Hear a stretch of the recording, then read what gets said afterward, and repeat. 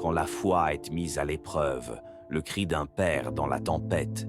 Bien-aimés dans le Seigneur, aujourd'hui, je ne viens pas vous raconter une parabole, ni une histoire lointaine tirée d'un livre.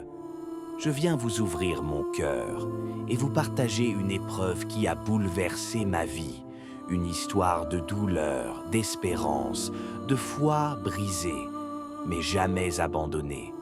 Ma femme était enceinte de 31 semaines.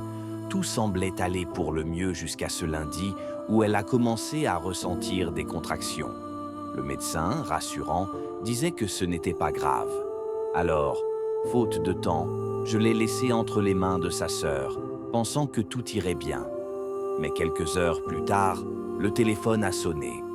Urgence. Le bébé voulait sortir trop tôt. Il fallait courir, chercher un hôpital avec une couveuse. Ce fut une course contre la montre. 2 hôpitaux nous ont refusés. À 18 heures, enfin, un espoir, un centre équipé. Nous avons pu l'admettre. J'ai veillé jusqu'à 1 heure du matin. Toujours pas d'accouchement. Ma femme, forte, m'a dit de rentrer, qu'elle me préviendrait. À 3 heures, l'appel est venu. Félicitations, vous êtes papa. J'ai pleuré, de joie, mais une inquiétude dormait encore en moi. Le lendemain, j'ai vu mon fils en couveuse.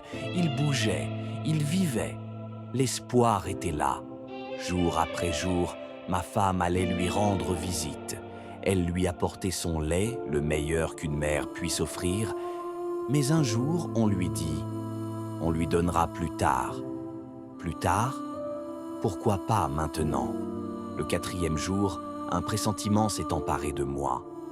Vous savez, cette sensation qu'on ne veut pas écouter, mais que l'esprit ne peut ignorer.